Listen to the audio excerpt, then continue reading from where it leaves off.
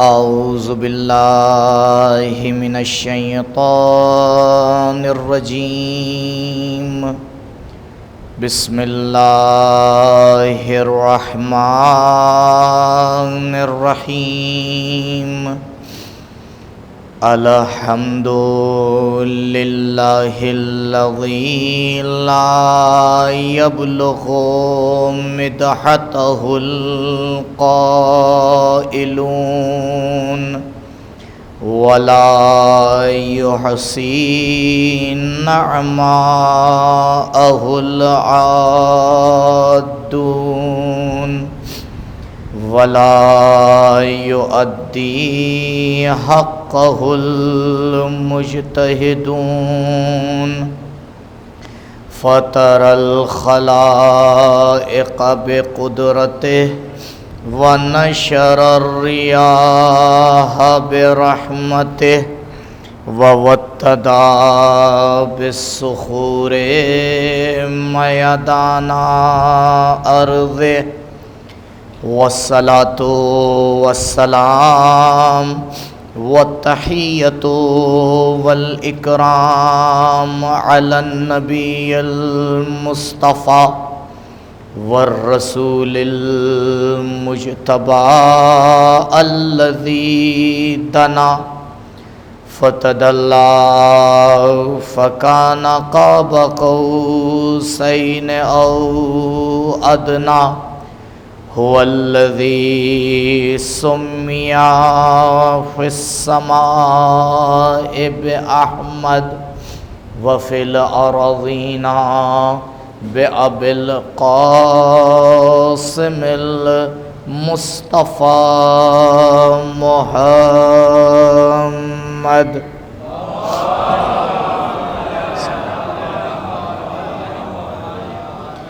وعلى أهل بيته الأطيبين الأطهرين المعصومين المظلومين الذين أذهب الله عنهم الرجس وطهرهم تطهيرا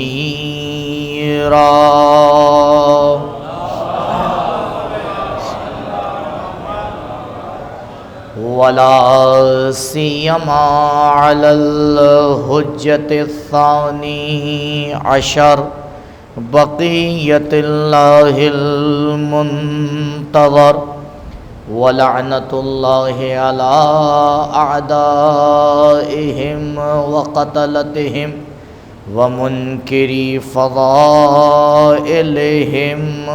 أجمعين من الآن إلى لقاء يوم الدين أما بعد فقد قال الله الحكيم في بيانه الكريم أعوذ بالله من الشيطان الرجيم بسم الله الرحمن الرحيم تبارك الذي بيده الملك وهو على كل شيء قدير الذي خلق الموت والحياة ليبلوكم أيكم أحسن عملا وهو العزيز الغفور درود پڑھیں بر محمد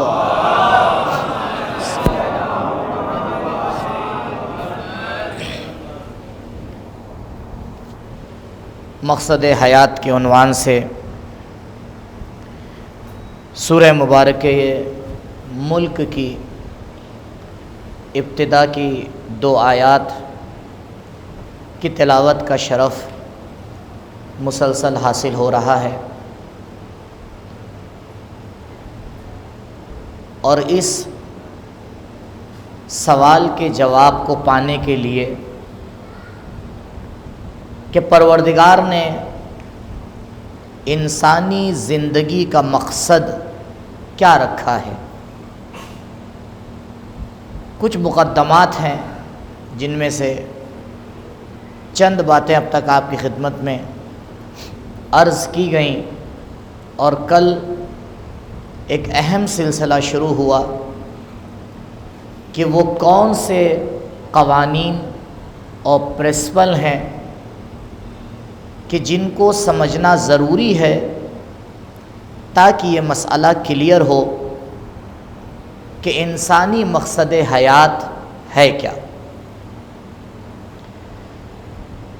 پہلا قانون جس کے اوپر یہ مسئلہ ٹکا ہوا ہے وہ ہے حکمت پروردگار، اور آپ نے غور فرمایا ہوگا کہ اگر کوئی اشاعرہ کی طرح سرے سے اس بات کا انکار کر دے کہ پروردگار کا کام کوئی مقصد نہیں رکھتا ہے، پروردگار کا کام کوئی غرض نہیں رکھتا ہے، تو پھر یہ سوال ہی بے معنی ہو جائے گا کہ انسان کی خلقت کا مقصد کیا ہے، کیونکہ یہ سوال اس سے پوچھا جائے گا جو اس بات کا قائل ہو کہ پروردگار کا کام بغیر مقصد نہیں ہوا کرتا۔ کل کچھ آیات آپ کے سامنے تلاوت کی تھی کہ جس میں پروردگار نے روشن طریقے سے آ کے کہا کہ اس آسمان اور زمین کو بنانے میں میرا مقصد ہے۔ ربنا ما خلقت ھذا باطلا، اے میرے پروردگار تو نے اس کائنات کو باطل خلق نہیں کیا ہے۔ اسی طرح سے قرآن میں کئی اور مقامات پہ بھی اس بات کی طرف اشارہ کیا گیا ہے، اور ایک آیت میں تو پروردگار نے بہت ہی روشن طریقے سے اس مسئلے کی طرف اشارہ کیا ہے۔ پروردگار دیکھیں، ایک تعبیر ہے قرآن کے اندر لاعب، لعب کہتے ہیں کھیلنے کو، لہو یعنی بیہودہ کام، لعب یعنی کھیل اور کود۔ خداوند متعال خلقت کے بارے میں آ کے کہہ رہا ہے کہ ہم نے آسمان اور زمین کو کھیلنے کے لیے نہیں بنایا ہے، یعنی میں لائب نہیں ہوں، یعنی پروردگار پہلے سے ہی جواب دے رہا ہے کہ نہیں، تلاش کرو اس کائنات کے پیچھے، تمہاری خلقت کے پیچھے میں نے کوئی مقصد رکھا ہے، اور اس مقصد کو تمہیں بتایا بھی ہے، ایسا نہیں ہے کہ نہیں بتایا، بتایا ہے۔ ہاں، اب یہ تمہاری ذمہ داری ہے کہ اس کو تلاش کرو، اور اگر اسے بغیر تلاش کیے زندگی کو آگے بڑھاتے رہے تو نامعلوم تم مقصد سے ہٹ کر کسی اور راستے کی طرف بہک جاؤ۔ جب تم نے اپنے سفر کا مقصد ہی طے نہیں کیا ہے تو یہ کہاں سے طے ہو پائے گا کہ جس راستے پہ تم چل رہے ہو وہ راستہ صحیح ہے؟ جب مقصد طے ہوگا تبھی تو طے ہو پائے گا۔ اور اگر خداوند متعال حکیم ہے کہ ہے تو بے شک اس نے خلقت کے پیچھے ایک مقصد رکھا ہے۔ اور یہیں پر ایک اور مسئلہ بھی بریکٹ میں آپ کے سامنے عرض کرتا ہوں، پھر آتے ہیں دوسرے قانون کی طرف۔ دیکھیے، عقلی اعتبار سے یہ کوئی ضروری نہیں ہے کہ بنانے والے کا مقصد اور جو چیز بنائی جا رہی ہے اس کا مقصد دونوں آپس میں میچ کریں، کوئی ضروری تو نہیں ہے۔ کیوں؟ کیونکہ جس کو بنایا جا رہا ہے اگر وہ جبری طور پر چل رہا ہے تو بات صحیح ہے۔ کسی انجینئر نے ایک مشینری بنائی، اب مشینری کے پاس تو اختیار نہیں ہے، تو اس نے جس طرح سے اس کو بنا دیا ہے وہ اسی طرح سے چلے گی. کیوں؟ اس میں مخالفت کرنے کی طاقت ہی نہیں ہے، کیونکہ اس کے اندر اختیار نہیں ہے. مخالفت وہاں ہوتی ہے جہاں اختیار ہوتا ہے، اور جہاں اختیار ہی نہ ہو. اسی لیے انسان ملائکہ سے افضل ہے. ملائکہ گناہ نہیں کرتے لیکن اختیار ہی نہیں رکھتے ہیں. انسان جب اختیار رکھتے ہوئے گناہ نہیں کرتا ہے تو ملک پیچھے کھڑا رہتا ہے، انسان آگے بڑھتا چلا جاتا ہے. درود پڑھے بر محمد و آل محمد.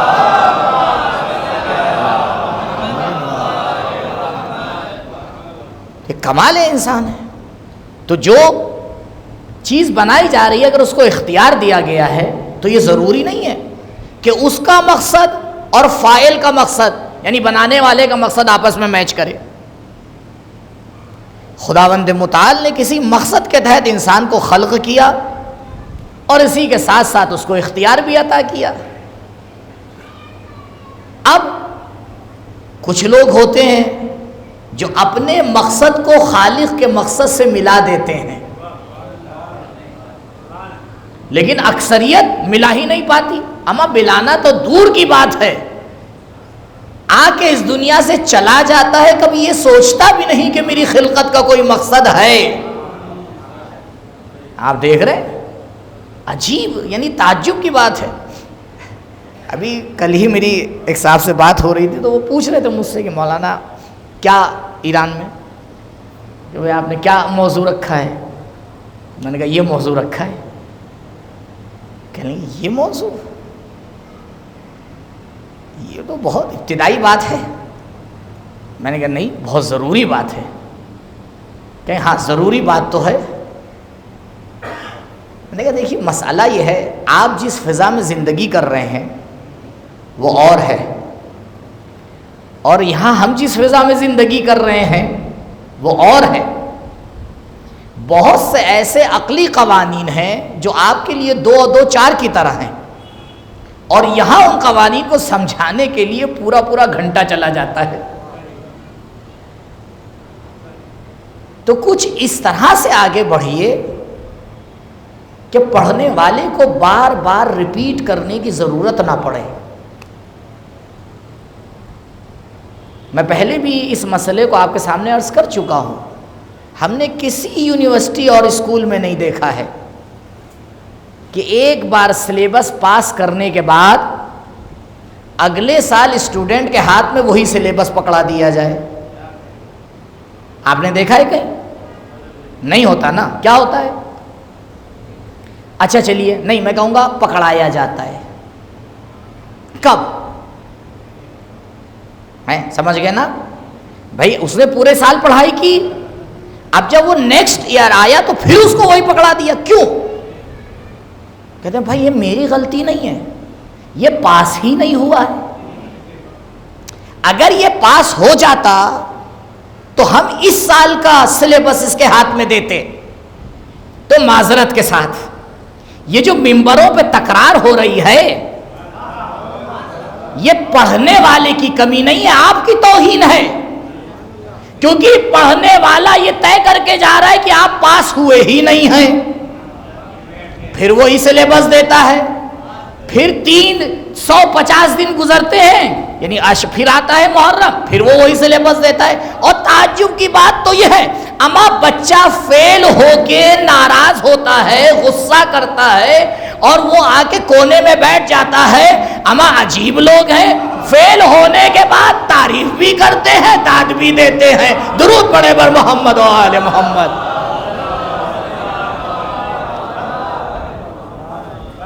دیکھیے یہ جو آپ لوگ بھاگتی بھوکتی صلوات پڑھتے ہیں، مل جل کے پڑھیے.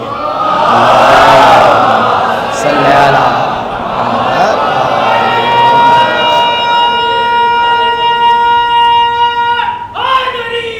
یا علی. دیکھیے میں نہیں کہہ رہا ہوں، مجھ سے کہا جا رہا ہے. آپ دیکھ نہیں رہے، میں دیکھ رہا ہوں. مجھ سے کہا جا رہا ہے کہ آپ لوگ آگے آ جائیے. صلوات پڑھیے بر محمد و آل محمد صلی علی محمد و آل محمد۔ بہرحال تو یہ تو ہونا ہی چاہیے۔ میں نے ایک مسئلہ بھی زیان الدولہ کی کربلا میں مجلس پڑھی تھی تو بیان کیا تھا، پھر سے ایک بار بیان کر رہا ہوں کیونکہ مجھے تھوڑا سا احساس ہے یہاں کچھ ایسے لوگ آتے ہیں کہ جو کچھ کر سکتے ہیں معاشرے میں، تو کچھ ایسی باتیں ان کو بتانا ضروری ہیں۔ میرے استاد تھے آغا انواری، کئی سال پہلے کہہ لیں ہم نے اپنے گاؤں میں ایک طریقہ رائج کیا ہے، اپنے گاؤں میں ایک طریقہ رائج کیا ہے۔ میں نے کہا کیا؟ یعنی کلاس میں بتا رہے تھے، ہم بھی تھے اس میں۔ کہہ لیں ہم نے اپنے گاؤں میں جو مسجد کا متولی ہے اس کو ایک کاپی دے دی ہے اور ایک پین دے دیا ہے اور وہاں رکھ دیا ہے، اور اس کو یہ ہدایت دی ہے کہ جب مولانا آئیں اور پورے رمضان وہ کچھ، بھئی ہوتا ہی ہے رمضان میں نماز کے بعد تھوڑا سا درس 20 منٹ 25 منٹ، اب وہ تو پبلک کا حوصلہ ہے کتنی دیر بیٹھی ہے، تو جب رمضان ختم ہو جائے اور وہ نماز عید پڑھا چکے مولانا، تو کہنا مولانا جانے نہیں دیں گے آپ کو، ابھی ایک کام باقی ہے۔ کیا؟ کہ تب ان کو وہ کاپی اور پین دینا، لفافہ بعد میں دینا، کہ پہلے یہاں لکھیے آپ کہ آپ نے 30 دن میں پبلک کو کیا بتایا، لکھیے، وہ لکھ دے، بات ختم ہو گئی۔ اب اگلے سال کیا پتا کون سا مولانا ہے، تو جب وہ آئے تو کہیے گا رک جائیے قبلہ، چاند رات ہو گئی ہے لیکن ابھی رک جائیے، کچھ بولیے گا نہیں، یہ کاپی ہے، اسے پڑھیے۔ ہماری عوام یہ سلیبس پڑھ چکی ہے، اب یہ نہ بتائیے گا، اب اس کے آگے بتائیے، اور پھر جب عید کا دن آئے ان سے کہیے گا اب آپ نے جو بتایا وہ لکھ دیجئے۔ اب تیسرے سال جو مولانا آئے پھر ان کے ہاتھ میں کاپی دیجئے کہ بھائی دیکھیے یہاں تک سلیبس بیان ہو گیا ہے، اب آپ اس کے آگے بیان کیجئے۔ اسے کہتے ہیں قوم کی ترقی۔ کتنا سادہ سا فارمولہ ہے، کون سی بہت بڑی سی بات ہے؟ بھائی جو اس عشرے کے بانی ہیں وہ نوٹ کر لیں۔ میں تو کبھی کبھی امتحاناً بعض اپنے جوانوں سے پوچھتا ہوں کہ پچھلے سال کا موضوع یاد ہے؟ تو وہ موبائل نکالتا ہے، پچھلے سال کا پوسٹر ڈھونڈتا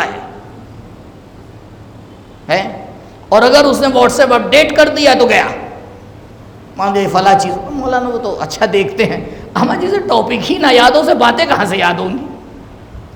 اس لیے میں تاکید کر رہا ہوں، اور بھارت ہیں میرے کچھ ماشاءاللہ سے جوان جو باتوں کو نوٹ کر رہے ہیں، کیجئے، لکھیے۔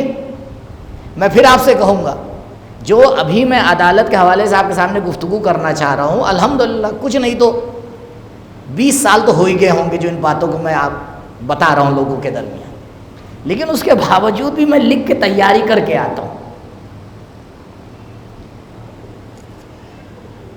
علم جب تک لکھا نہ جائے، جب تک اسے قلم کے ذریعے سے قیدی نہ بنایا جائے، تب تک وہ انسان کے وجود کی زینت نہیں بنتا۔ اسی لیے پروردگار نے قلم کی قسم کھا کے کہا کہ دیکھو جس قوم میں قلم کا احترام نہیں ہوگا، جس قوم میں علم کا احترام نہیں ہوگا، وہ ریپیٹ ضرور کرتی جائے گی، ترقی نہیں پا پائے گی۔ درود پڑھے بر محمد و آل محمد۔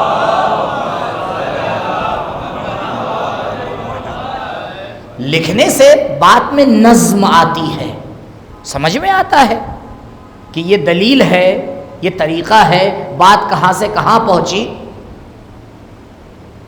نہیں، اسے ترتیب میں رکھا کریے۔ اب پہلا قانون خداوند متعال حکیم، اور اسی کے سائے میں ایک بات یہ بیان کی گئی کہ اگر بنانے والے نے کسی مختار شے کو بنایا ہے تو ضروری نہیں ہے دونوں کا مقصد آپس میں کیا کرے، میچ کرے۔ اس نے بنایا کسی مقصد کے لیے، یہ صاحب اختیار اپنا کچھ اور مقصد بنا لے گئے ہیں، اور مثال کو میں آسان کر دوں،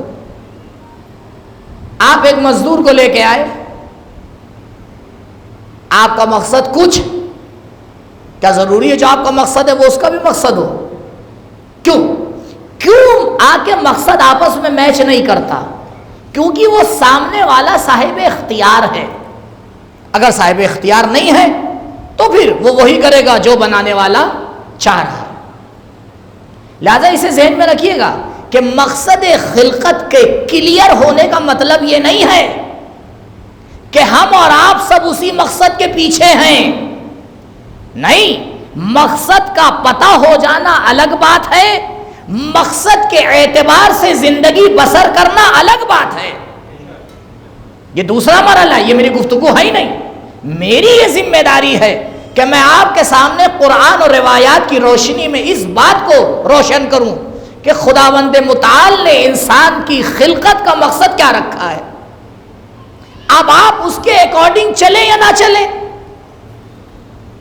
بھئی یہ تو آپ کی ذمہ داری ہے، چلیں گے تو فائدہ آپ کا اور نہیں چلیں گے تو نقصان آپ کا۔ لہذا علم الگ مسئلہ ہے، عمل الگ مسئلہ ہے۔ کسے نہیں معلوم کہ نماز اول وقت بہت اچھی چیز ہے؟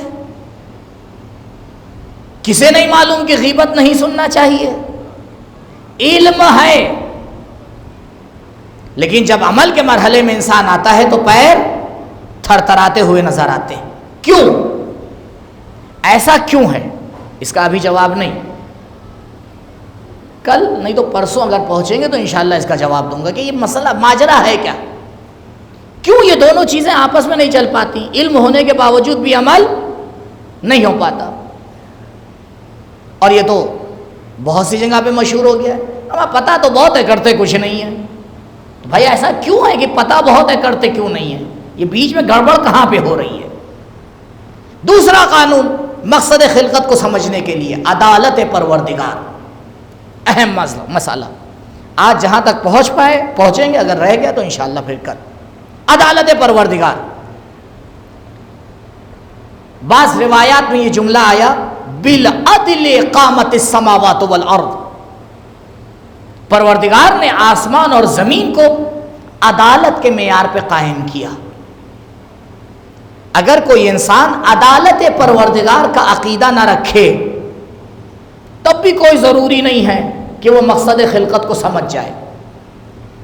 مقصد خلقت پر ایمان لانے اور سمجھنے کے لیے ضروری ہے کہ پہلے انسان عدالت پروردگار کو سمجھے اور عدالت پروردگار پر ایمان لے کے آئے۔ 3 ڈیفینیشن عدالت کی بیان کی گئی۔ پہلی تعریف اور ڈیفینیشن عدالت کی کہ عدالت کہتے کسے ہیں، حکماء نے بیان کی۔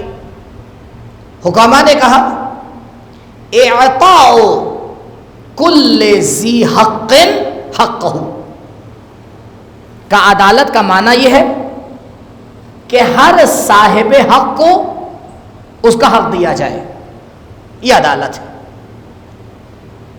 امیر کائنات علی ابن ابی طالب علیہ السلام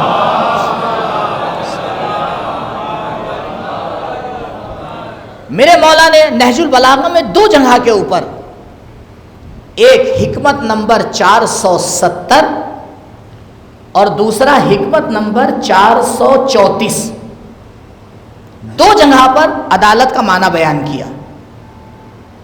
ایک جگہ پہ مولا نے فرمایا عدالت وضع کل شیء موضعہ، ہر چیز کو اپنی جگہ پہ رکھنا۔ عادل وہ ہے جو ہر چیز کو اپنی جگہ پہ رکھے۔ اور دوسری جگہ پہ مولا نے فرمایا عدالت یعنی ان لا تتہمہ، عدالت یہ ہے کہ تم پروردگار کے اوپر الزام نہ لگاؤ۔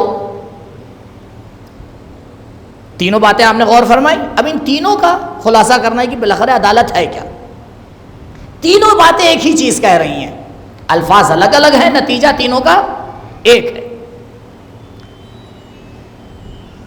ایک شے کو اپنے مقام پہ رکھنا اس کا مطلب یہ ہے کہ صاحب حق کو حق دیا جائے.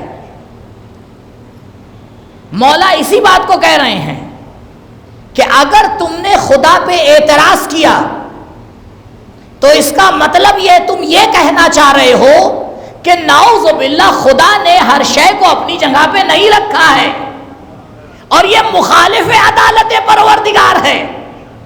عدالت کا مطلب یہ ہے پروردگار نے جس چیز کو جہاں پہ رکھ دیا یہ اسی کی جگہ ہے.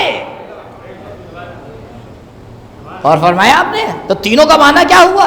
ایک ہوا.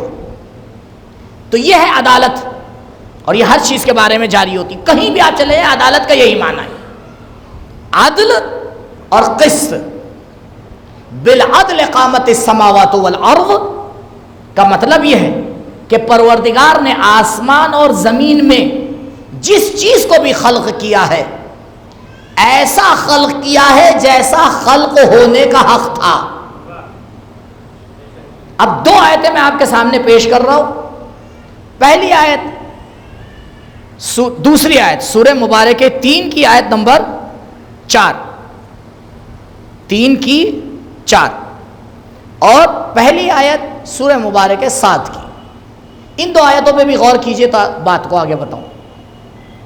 پہلی آیت یہ ہے الذی خلق کل شیء احسنہ. میرا پروردگار وہ ہے جس نے ہر چیز کو احسن طریقے سے خلق کیا. پروردگار وہ ہے جس نے ہر شے کو احسن طریقے سے خلق کیا. دوسری آیت سورہ مبارکہ 3 کی خلق الانسان فی احسن تقویم. پروردگار نے انسان کو احسن تقویم میں خلق کیا. دونوں آیتوں میں جو سیم ورڈ ہے وہ کیا ہے؟ احسن. تو اس کا معنی دیکھیں احسن کس سے لیا گیا ہے؟ حسن سے. حسن کا معنی ہے خوبصورتی. اب میں آپ سے پوچھوں خوبصورتی کسے کہتے ہیں؟ آپ کہیں گے مولانا عجیب باتیں کر رہے ہیں. بھیا خوبصورتی یعنی خوبصورتی؟ ارے بھائی اگر آپ خوبصورتی کی ڈیفینیشن نہیں بیان کریں گے تو بدصورت کسے کہتے ہیں؟ خوبصورتی کا معنی یہ ہے کہ جو چیز جہاں پہ رکھی جانے کا حق ہے اسے وہیں رکھا جائے. تھوڑی سی وضاحت کروں بھائی. دیکھیے معذرت کے ساتھ ہو سکتا ہے میری بات کچھ میرے جوانوں کو بری لگ جائے. خوبصورتی کا تقاضا یہ ہے کہ چہرے پہ مردانی نشانی باقی رہنا چاہیے. بھائی اگر یہ ضرورت نہ ہوتی تو پروردگار خلق کیوں کرتا؟ تو وہ تو خوبصورت خلق کر رہا ہے اور ہم اس کی خوبصورتی کو تبدیل کر کے کہہ رہے ہیں نہیں خوبصورتی یہ ہے. یہ جو آج دنیا میں کبھی کبھی آپ پیچھے سے کسی جوان کو چلتے ہوئے دیکھیں تو پتہ نہیں چلتا ہے میل جا رہا ہے یا فیمیل, اور وہ اپنے آپ کو بڑا خوبصورت سمجھتا ہے. ارے اگر تم خوبصورت ہو تو پروردگار کو سب کو ایسے ہی خلق کرنا چاہیے تھا. حسن اور خوبصورتی کا مطلب یہ نہیں ہے کہ انسان اپنی خلقت کو بدل کے دوسروں کی طرح ہو جائے. مثال کے طور پر آپ گھوڑے کو لے جائیے پیٹرول پمپ پہ اور وہاں آپ اپنا اے ٹی ایم کارڈ نکال کے کھڑے ہوئیے. بھائی بڑا بھوکا ہے, کہیں گے جی طبیعت تو ٹھیک ہے, اور آپ اپنے کار کو لے جائیے استبل میں باندھ دیجئے. ایسا ہو سکتا ہے؟ نہیں ہو سکتا نا. کیوں؟ کیونکہ ایک شے کو آپ اپنی جگہ پہ نہیں رکھ رہے ہیں. بھائی گاڑی ہے تو پیٹرول پمپ پہ لے جائی جائے گی, گھوڑا ہے تو استبل میں لے جایا جائے گا. عجیب انسان ہے, یہ سمجھ میں آتا ہے کہ گھوڑے کا کھانا الگ ہے، کار کا فیول الگ ہے، لیکن پتہ نہیں آج زمانے کو اتنا بگاڑ دیا گیا ہے کہ مرد یہ اچھا لگتا ہے اسے کہ اس میں زنانی عادتیں آ جائیں، خواتین کو یہ بنا دیا گیا ہے کہ مردانی عادتیں آ جائیں۔ درود پڑھے بر محمد و آل محمد۔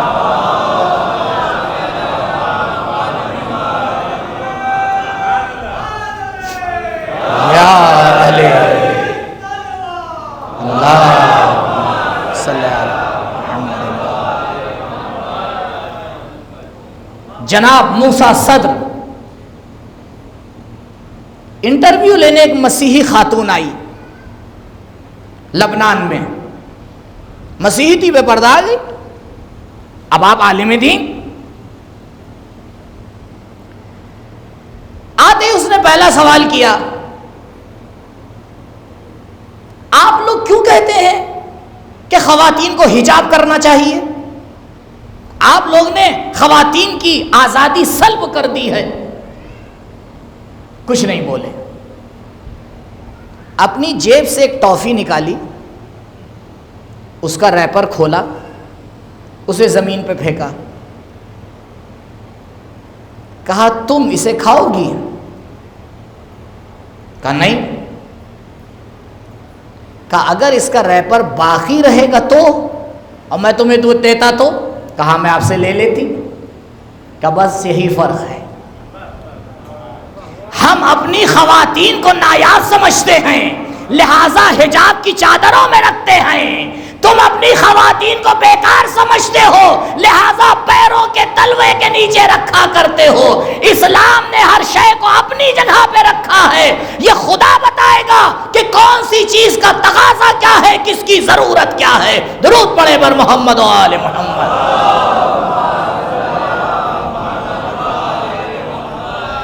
تو عدالت یعنی ایک شے کو اپنی جگہ پہ رکھنا، صاحب حق کو اس کا حق دینا، یعنی پروردگار کو متہم نہ کرنا۔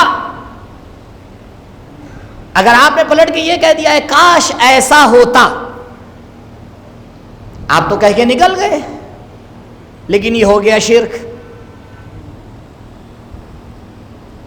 اے کاش پروردگار مجھے بھی ایسا بنا دیتا۔ معذرت کے ساتھ تھوڑا سا موضوع سے شاید ہٹ رہا ہوں، لیکن ضرورت ہے۔ اگر ایک انسان صرف اور صرف، غور فرمائیے، اپنی صلاحیتوں پہ فوکس کر لے، یہ جلدی کامیاب ہوگا یا دن میں 4 مرتبہ دوسروں کی صلاحیت کے اوپر آ کے کبھی افسوس کرتا رہے، کبھی تکبر کرتا رہے، اما ان کو تو یہ مل گیا، ہمیں تو آج تک نہ ملا، ہاں ہمیں تو اللہ نے یہ دیا ہے، فلاں خاندان میں پیدا کیا ہے، اپنے آپ کو دیکھو۔ بتائیے کون سا انسان پہلے ترقی کرے گا؟ بھائی وہی تو ترقی کرے گا جو اپنی صلاحیت کے اوپر فوکس کر رہا ہے۔ مولا کے جملے کا یہی معنی ہے۔ دیکھو پروردگار پہ الزام نہ لگاؤ، پروردگار نے جس انسان کو جہاں خلق کیا ہے اگر اس سے بہتر ممکن ہوتا تو اس کے ہاتھ نہیں بندے ہیں، وہ اس سے بہتر خلق کرتا۔ اس نے جہاں خلق کر دیا ہے اس کا مطلب یہ ہے اس سے بہتر ممکن ہی نہیں ہے۔ اسے کہتے ہیں رضن بقضائہ و تسلیما لامرہ، پروردگار کی مرضی پر راضی ہونا۔ اگر جو ہمارے بالوں کا کلر ہے شیڈ کے حوالے سے 1% کم اور زیادہ ہونا میرے لیے بہتر ہوتا تو میرا پروردگار وہ شیڈ نہ دیتا، 1% زیادہ دیتا یا 1% کم دیتا۔ ہم غور نہیں کر پاتے کہ کہاں کہاں ہم شرک میں آ کے پھنس جاتے ہیں۔ یہ اعتراض کرنا کہ پروردگار تو نے ہمیں یوں کیوں خلق کر دیا، وہ کہتا ہے میری مملکت میں کیوں نہیں چلتا ہے؟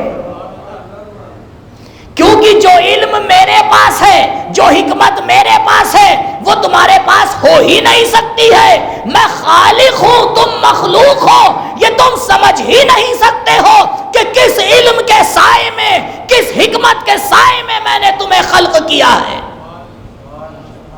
اور اگر کوئی انسان یہ سمجھ جائے کہ قیامت کے دن سمجھ جائے گا، نہیں سمجھ پائے گا۔ اس کا علم پروردگار نے کسی کو نہیں دیا ہے، صرف وہ جانتا ہے، اور وہ اپنے علم کے اعتبار سے خلق کرتا ہے۔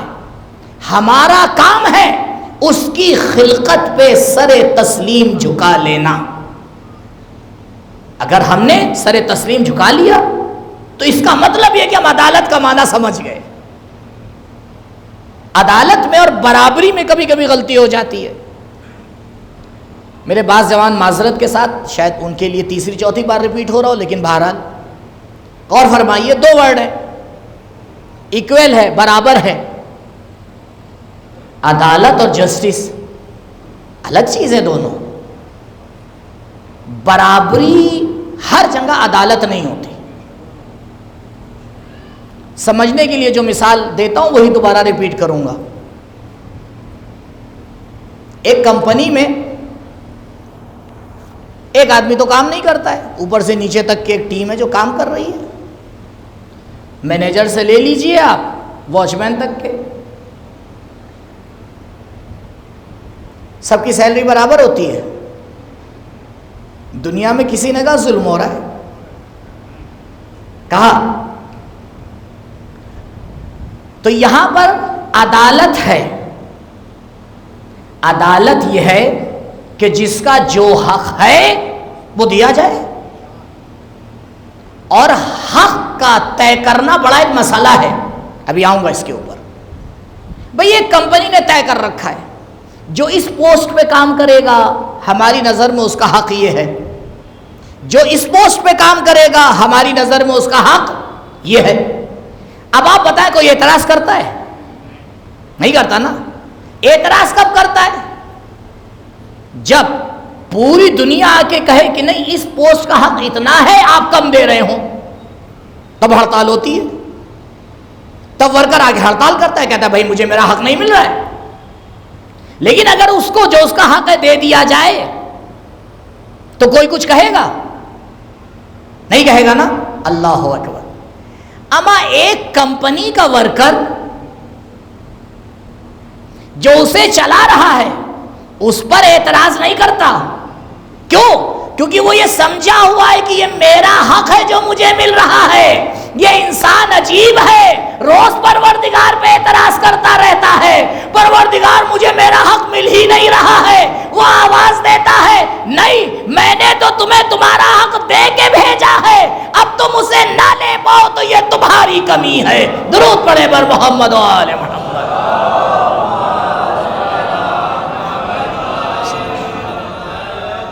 اسی مثال کو چینج کر دیجئے۔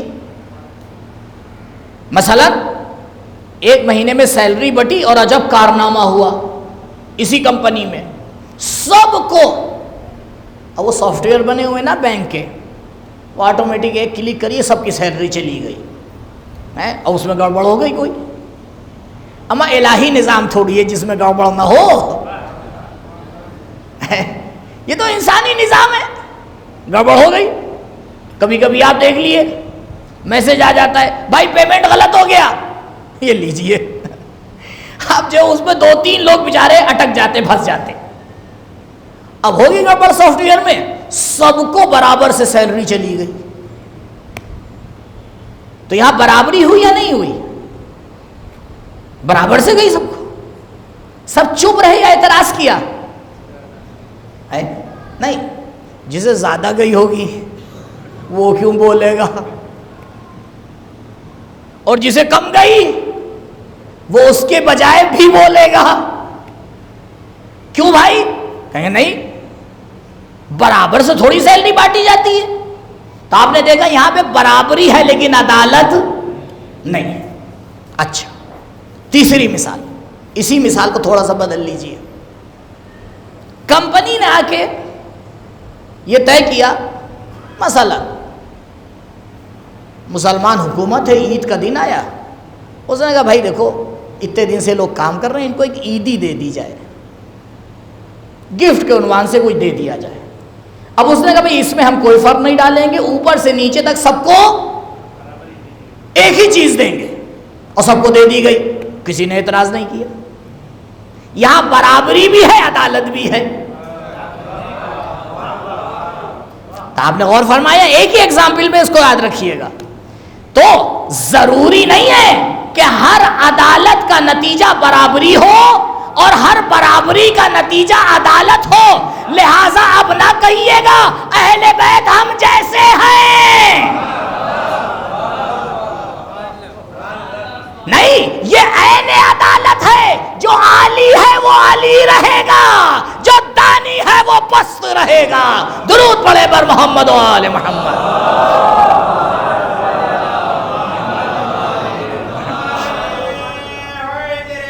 یا علی صلی اللہ محمد و آل محمد۔ اچھا اب ان دونوں ورڈ میں سے ہمیں لینا کون سا ہے؟ دیکھیے کتنا ہمیں بے وقوف بنایا جاتا ہے۔ میں بہرحال ہمارے علماء کی یہ تعلیمات ہیں، دیکھیے ہماری ویسٹ سے کوئی ذاتی دشمنی تو ہے نہیں، نہ انہوں نے میری پاکٹ ماری ہے، نہ انہوں نے کوئی آگے یہ کہا ہے بھائی علی عباس صاحب ایسا ہو جائے گا آپ کے ساتھ۔ لیکن مسئلہ یہ ہے کہ وہ زہر کو ٹافی میں انجیکشن کر کے ہمیں دے دیتے ہیں اور ہم بڑے اچھلتے ہیں۔ قبلہ یقین مانیے، جو تعلیمات اسلام کی ہیں کائنات میں کوئی نہیں دے سکتا۔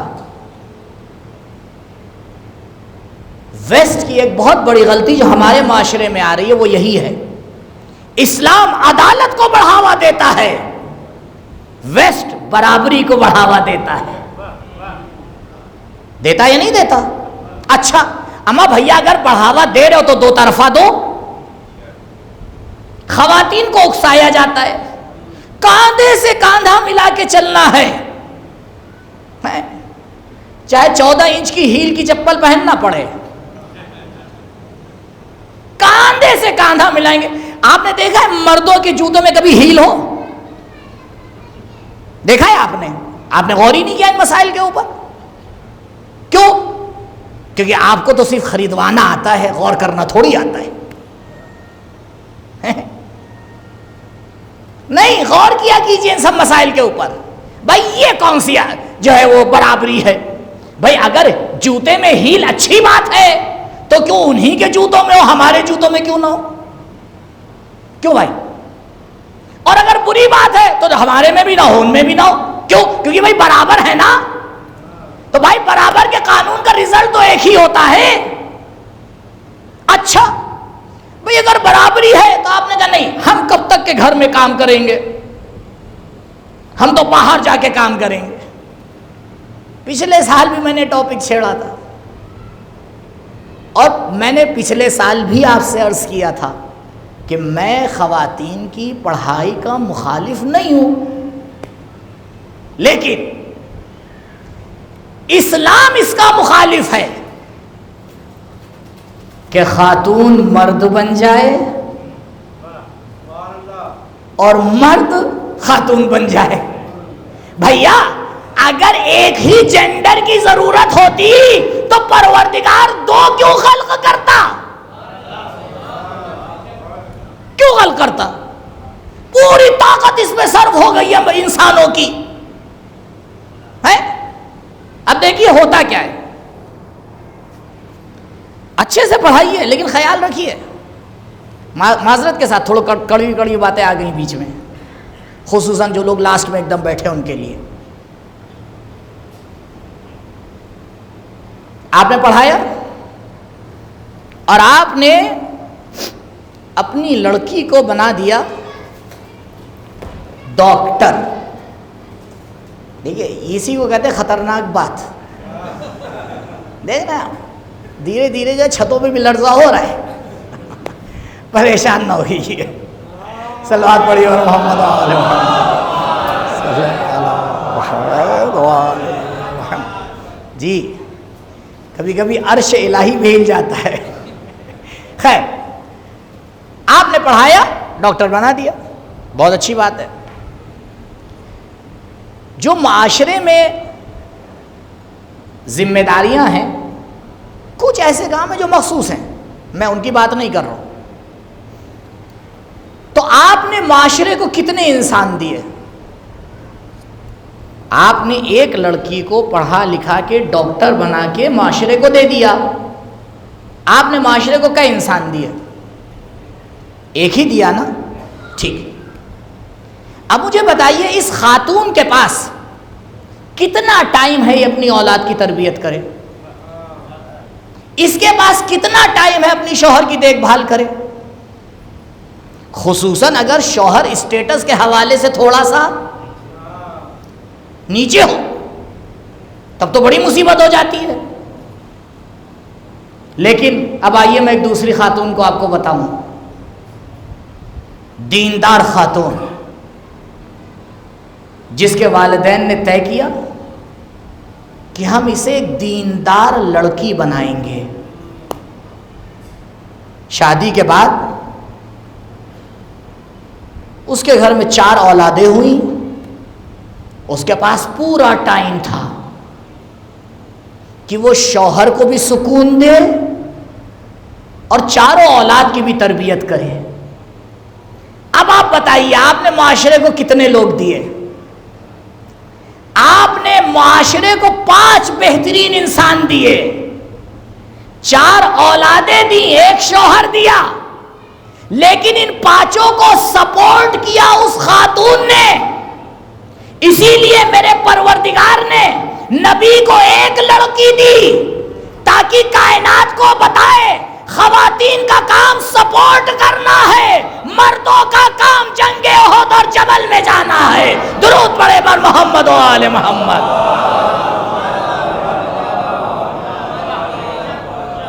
یہ ہے عدالت. عدالت کا مطلب یہ ہے کہ پروردگار نے جس کو جس ضرورت کے لیے خلق کیا ہے وہ وہی کام کرے، کچھ اور نہ کرے. اور ویسٹ نے سب سے پہلے اسی قانون کے اوپر حملہ کیا. اور ایک اور کیا مشکل کھڑی ہوئی؟ آج ہمارے بہت سے جوان بے روزگار گھوم رہے ہیں. روزگار نہیں ہے. کس نے کہا روزگار نہیں ہے؟ لیکن مسئلہ یہ ہے جس سیٹ پر لڑکے کو بیٹھ کے کما کے گھر چلانا ہے وہاں کوئی اور بیٹھا ہوا ہے.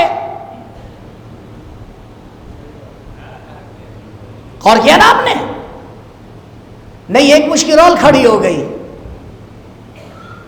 جب خاتون کو گھر سے باہر نکالا گیا تو معاشرے میں زلزلہ آ گیا، جوان بگڑنے لگے. اور آپ نے اس کو ترقی کے نام پہ قبول کر لیا. قبلہ یہ ترقی نہیں ہے، یہ تنزلی ہے. اسلام نے تاکید کی.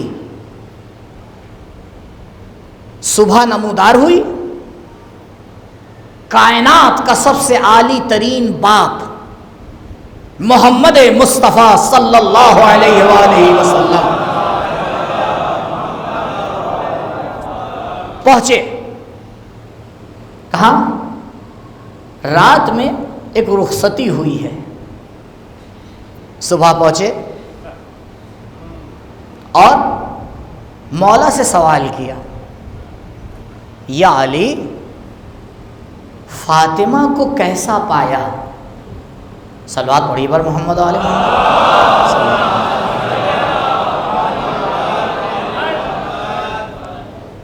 ذرا سے رکیے یہاں پہ. کیا نبی کو نہیں معلوم تھا؟ اگر کہہ دیے نہیں معلوم تھا تو جسارت ہے، اور اگر کہیے معلوم تھا تو پوچھا کیوں؟ کیوں پوچھا؟ تاکہ علی جو جواب دیں وہ علی والوں کے لیے قانون ہو جائے. میرے جوانوں غور کرو، عدالت کا تقاضا کیا ہے کہ شادی کیوں ہوتی ہے؟ ہم نے معیار ہی بدل دیے. شادیاں نقش و نگار کے لیے نہیں ہوتی ہیں، مقصد ہے اس کا، میرا موضوع نہیں ہے. مولا نے ایک جملے میں کلیئر کیا کہ یا رسول اللہ نعم العون علی طاعت اللہ، بہترین مددگار خدا کی اطاعت کے لیے. اس کا مطلب کیا ہے؟ یعنی خاتون کی ذمہ داری ہے اپنی شوہر کی مدد کرے تاکہ وہ اللہ کی عبادت کر سکے. ابھی مقصد خلقت میں انشاءاللہ اس کی وضاحت کروں گا. سپورٹ کرنا، اور انشاءاللہ کبھی اس ٹاپک کو رکھیے گا، فرق آپ کے سامنے عرض کروں گا کہ کیا رکھا ہے پروردگار نے مرد میں اور خواتین میں، ہم کیا سمجھتے ہیں اور اس نے کیا بنایا ہے. نعم العون علی طاعت اللہ، بہترین مددگار پروردگار کی عبادت کے لیے. اور اس کے بعد نبی نے کام بانٹا کہ یا علی گھر کے باہر کے کام آپ کے ذمے ہیں، اور بیٹی فاطمہ گھر کے اندر کے کام تمہارے ذمے ہیں. جیسے ہی نبی نے یہ کام کی ذمہ داری تقسیم کی، بی بی نے پلٹ کے کہا پروردگار تیرا لاکھ لاکھ شکر کہ فاطمہ کو نامحرموں سے بچا لیا. یہ ہے تعلیمات اسلام. اسلام ہمیں کہاں لے کے جانا چاہ رہا ہے اور ہم اپنی ناقص عقل سے پتہ نہیں کہاں کہاں جاتے رہتے ہیں. اسلام نے خیال کیا ہے. دیکھیے غور فرمائیے، اگر انسان کو ذہنی سکون نہ ہو وہ کچھ کر سکتا ہے؟ دانت کا ڈاکٹر ہے، گھر سے مہابھارت ہار کے جیت کے تھوڑی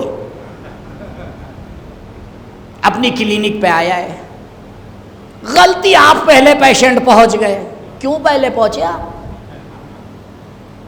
آپ نے اپنا جبڑ انور دکھایا، وہ تو بیچارہ پہلے ہی ہارا ہوا تھا، اس نے اس دانت کے بجائے سائڈ والا نکال دیا. آپ نے کہا بھائی یہ نہیں تھا، یہ تو کوئی بات نہیں، اسے بھی نکال دیتا ہوں.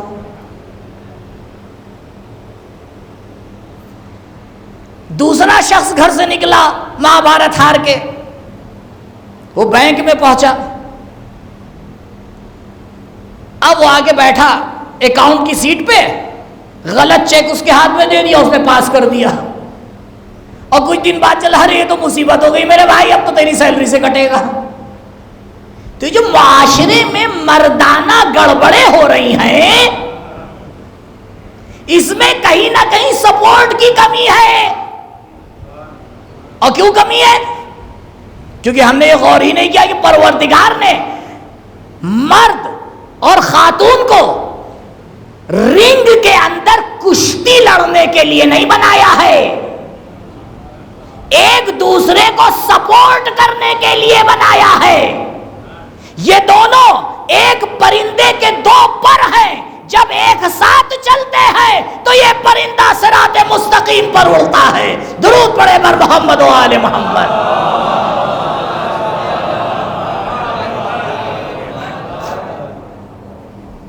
بہرحال یہ عدالت کے ذیل میں باتیں آتی ہیں کہ ہم غور کریں پروردگار نے کس چیز کو کس کام کے لیے خلق کیا ہے. معذرت کے ساتھ ایک جملہ کہوں گا، توہین نہ ہو آپ کی، لیکن بہرحال سمجھنے کے لیے. یہ جو ٹی وی چینل ہے جس پہ جانوروں کا دکھاتے ہیں، کیا نام ہے؟ نہیں اور کچھ بتائیے. خیر جو بھی ہے سمجھ گئے نا، بس ٹھیک ہے. کیونکہ یہ نام اتنا مقدس تھوڑی میں بیٹھ کے رٹوں. اللہ کی صفات ہی ختم نہیں ہوتی ہیں، جو ہے سمجھ گئے. خیر وہاں آپ جا کے ذرا چیک فرمائیے گا کہ میل اور فیمیل کے جو عادلانہ ذمہ داریاں ہیں اسے جانور انسان سے بہتر سمجھتا ہے. اسے جانور انسان سے بہتر سمجھتا ہے. اور یہ انسان کیوں گڑبڑ کر رہا ہے؟ کیونکہ اسے اختیار دے دیا گیا ہے.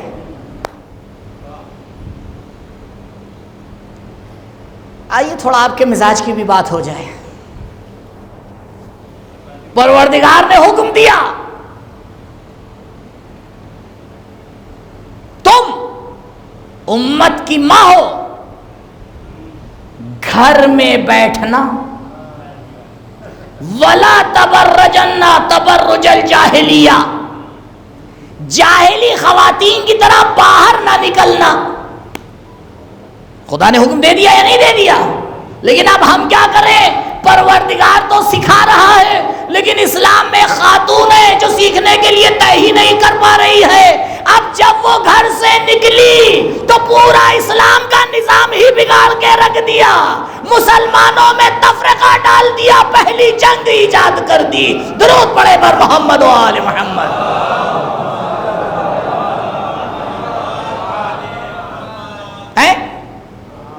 وَقَرْنَا فِي بُيُوتِكُنَّ، بیٹھو جہاں کے لیے خدا نے تمہیں بنایا ہے. اور یہ تمہارا کمال ہے، یہ تمہارا کمال ہے. اتنا ہمارے کانوں میں بھر دیا گیا ہے کہ ہمارے معاشرے کی خاتون سمجھ نہیں پاتی کہ اس کا کمال کیا ہے. سنیے امام خمینی کا جملہ خاتون کے بارے میں. اور ایسی ایسی روایتوں کی ہم نے تفسیر کی ہے. ناقص العقل ہے. کس نے کہا ناقص العقل؟ قبلہ انسانی امتیاز ہے یا مردانہ امتیاز ہے؟ بتائیے بھیا. اگر عقل انسانی امتیاز ہے تو ہر انسان کے پاس ہے، مردانہ امتیاز نہیں ہے. کیونکہ عقل اگر مردانہ امتیاز ہوتا تو نہ زہرا ہوتی نہ ثانیہ زہرا ہوتی. درود پڑھے بر محمد و آل محمد. بی بی کا ایک لقب کیا ہے جناب ثانیہ زہرا سلام اللہ علیہا کا؟ عقیلہ بنی ہاشم. عقیلہ کا ورڈ کس سے لیا گیا ہے؟ روٹ ورڈ کیا ہے عقیلہ کا؟ عقیلہ کی تائے تانیث کو ہٹائیے بنے گا عقیل. عقیل کی یا کو ہٹائیے بنے گا عقل. عقل. یہ صرف معاشرے کو بگاڑنے کے لیے اس طرح کی باتیں کی گئی ہیں. خواتین ایسی ہوتی ہیں ویسی ہوتی ہیں. جی نہیں. امام خمینی فرماتے ہیں از دامن زن مرد بے معراج می رود. یہ خاتون کا دامن ہوتا ہے. یہ جناب آمنہ کا دامن ہے جس میں پرورش پا کر ایک انسان قاب قوسین کی منزلیں طے کرتا ہے. مردوں کے جتنے کمالات ہیں، اسی لیے آپ دیکھ لیجیے جو ماں کا احترام ہے وہ باپ کا نہیں ہے. آپ مستحب نماز پڑھ رہے ہیں، ماں نے آواز دی اور آپ کو یہ یقین ہو گیا اگر جواب نہیں دیں گے تو ماں ناراض ہو جائے گی. اسلام کہتا ہے نماز توڑو جواب دو. باپ کے لیے ہے. یہ عدالت کے ذیل میں آپ خدمت میں عرض کر رہا ہوں. بتایا ہی نہیں گیا ہمارے معاشرے میں کہ کتنے کمالات ہیں. اچھا مجھے یہ بتائیے، جو چیزوں میں ارزش ہوتی ہے، اہمیت ہوتی ہے، انہیں سامنے رکھا جاتا ہے یا چھپا کے رکھا جاتا ہے؟ بتائیے بھائی. اگر آپ کے پاس ایک بیش قیمتی ہیرا ہے تو آپ اسے سب کے سامنے رکھیں گے یا پردوں کی آڑ میں رکھیں گے؟ تو بھائی اب تو ہماری خواتین کو سمجھ لینا چاہیے ان کی اہمیت اتنی اعلیٰ ہے کہ اسلام نے حکم دیا انہیں پردے میں رکھو. یہ پردہ خاتون کے کردار کی عکاسی کرتا ہے. اسی لیے گوہر نایاب صدف کے اندر ہوتا ہے. صدف کے اندر ہوتا ہے. یہ عدالت کا تقاضا ہے. لہذا پروردگار نے جسے جو بنا دیا، جسے جو جہاں پہ رکھ دیا.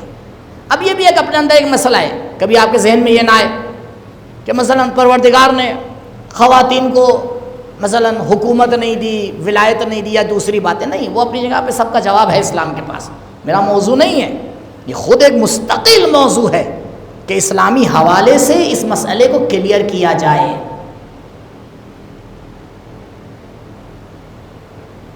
اور جب بنیادوں پہ حملہ ہوتا ہے تو جب بنیاد ہلتی ہے تو عمارت ہلنے لگتی ہے۔ آج آپ اٹھا کے دیکھ لیجئے، آپ 50 سال پہلے چلے جائیے اور ایک بار کسی صحیح ادارے سے پوچھے کہ طلاق کتنی تھی، شادیاں کتنی تھی، شادیوں کی ایج کیا تھی اور طلاق کب ہوتی تھی، اور آج پوچھ لیجئے آپ کیا سمجھتے ہیں؟ ایک دم سے ہو گیا؟ جی نہیں، یہ کام کیا گیا ہے، کیونکہ جب فیملی کی بنیاد متزلزل ہوتی ہے تو اس کا پہلا اثر اولاد پہ پڑتا ہے، اور جب اولاد کی تربیت نہیں ہوتی ہے تو معاشرہ کمزور ہو جاتا ہے۔ معاشرے کو کمزور کرنے کا سب سے آسان طریقہ یہ ہے کہ تم فیملی سسٹم کو بگاڑ دو، کچھ سالوں کے بعد یہ خود بخود تمہارے غلام ہو جائیں گے۔ درود پڑھے بر محمد و آل محمد۔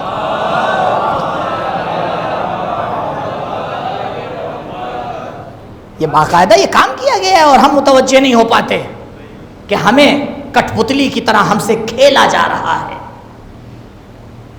ہمارے جذبات کو ہوا دے کے ہمارے ساتھ کھیلا جا رہا ہے۔ مجھے بتائیے، کوئی ایک ایسی شیعہ خاتون ہوگی کہ جسے جناب زہرا سلام اللہ علیہا پر ناز نہ ہو؟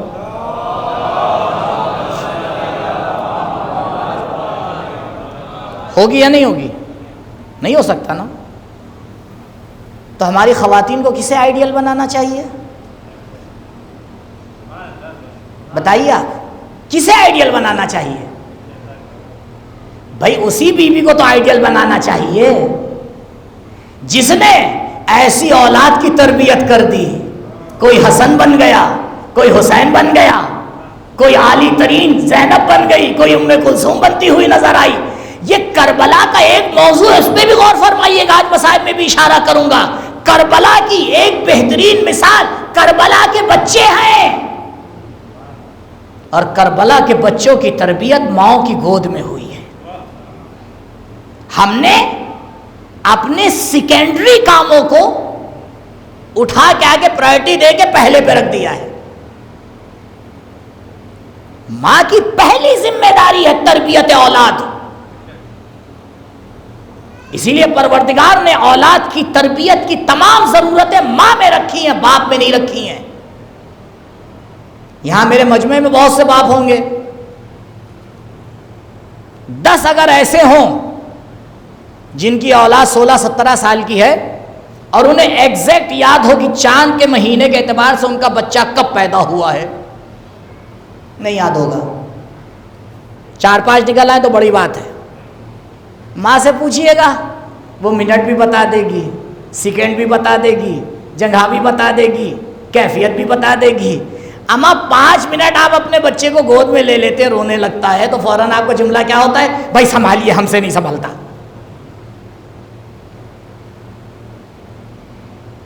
5 منٹ اولاد کو سنبھال نہیں پاتے ہیں، پوری کمپنی سنبھالنے کا دعویٰ کیے بیٹھے ہیں۔ ہاں نہیں، یہ میں نے مغالطہ کیا آپ کے سامنے ہے جی، کیونکہ کمپنی کا سنبھالنا آپ کا ہنر ہے، اولاد کو سنبھالنا یہ ماں کا ہنر ہے۔ پروردگار نے جس کی جیسی ضرورت دی ہے اس کو ویسا خلق کیا ہے۔ خدا کے واسطے الہی فطرتوں سے مت ٹکرائیے، اگر الہی فطرتوں سے ٹکرائیں گے تو معاشرے کا نظام بگڑے گا، سدھرے گا نہیں۔ غور کیجئے، روایات کا مطالعہ کیجئے، علماء سے آ کے گفتگو کیجئے اور ایسے ان کو موضوع دیجئے کہ وہ اس پہ مجلس پڑھیں تاکہ پتہ چلے اسلامی حوالے سے ذمہ داریاں کیا ہیں۔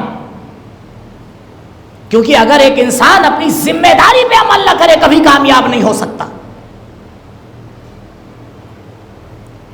ٹائر کی کامیابی یہ نہیں ہے کہ اسے انجن بنا دیا جائے، اور انجن کی بھی کامیابی نہیں ہے اسے سیٹ بنا دیا جائے، سیٹ کی ذمہ داری یہ نہیں ہے کہ اس کو فیول کا باکس بنا دیا جائے۔ ہر شے اپنے مقام پر عمل کرتی ہے۔ پروردگار نے کائنات کا ایک سسٹم بنایا ہے، اس میں کچھ چیزوں کو بغیر اختیار کے رکھا ہے۔ کہا دیکھو سورج کو اختیار نہیں ہے کب نکلے، چاند کو اختیار نہیں ہے کب نکلے، ستارے اپنی جگہ کے اوپر موجود ہیں، ان سے سیکھو کیسے ذمہ داریوں پہ عمل کیا جاتا ہے۔ ذمہ داریوں کو بدلو نہیں۔ ہم ایک جملہ کے کہتے ہیں اور بہت آسانی سے آگے بڑھ جاتے ہیں کہ نہیں میرا تو یہ دل چاہتا ہے۔ نہیں، میرے اور آپ کے دل کی بات نہیں ہو رہی ہے، ہمیں اپنی خواہشات کو بدلنا پڑے گا اور اس ٹریک پہ لانا پڑے گا جو اسلام نے ہمارے لیے بنایا ہے۔ اور اگر اس پر نہیں آئے، لیکن ایک مشکل ہے آپ لوگ کے ساتھ، ہم لوگ ہو گئے ہیں سماج زدہ۔ سمجھے آپ میں کیا کہا میں نے؟ وضاحت کر لوں۔ اس سے پہلے کہ ہم یہ طے کریں کہ ہماری ذمہ داری کیا ہے، ہمیں اس بات کا خیال ہوتا ہے کہ لوگ ہمارے اوپر انگلی اٹھائیں گے، ہے؟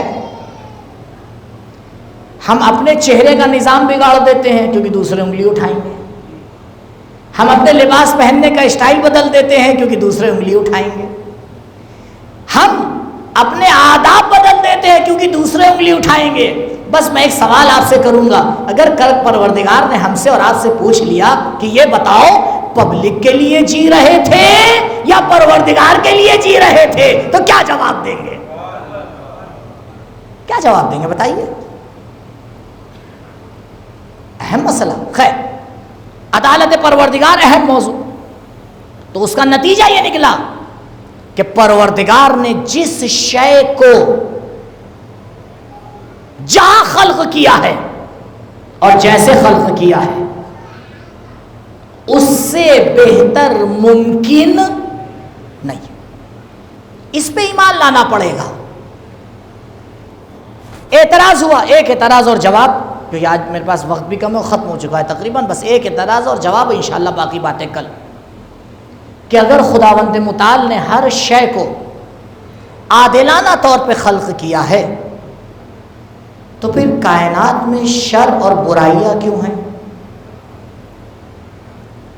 دیکھیے کاز اور ایفیکٹ کے قانون میں قانون اور آ کے ایڈ ہوتا ہے کہ کاز اور ایفیکٹ میں سنخیت ہونا چاہیے۔ یہ نہیں ہو سکتا کہ آپ آگ جلائیں ٹھنڈک ہو جائے،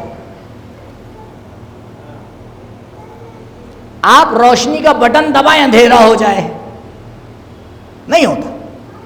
کاز اور ایفیکٹ ایک اسٹائل سے چلتے ہیں دونوں، جیسا کاز ویسا ایفیکٹ۔ تو پروردگار میں نعوذ باللہ کوئی برائی ہے؟ پروردگار میں کوئی نقص ہے؟ کائنات میں نقص ہے یا نہیں ہے؟ دو میں سے ایک بات کہیے، یا کہیے کائنات میں نقص نہیں ہے تو خلاف فطرت ہے، اور اگر کہہ دیا کائنات میں نقص ہے تو پھر کاز اور ایفیکٹ کا رابطہ برقرار نہیں ہو پا رہا ہے، کیسے صحیح کریں گے؟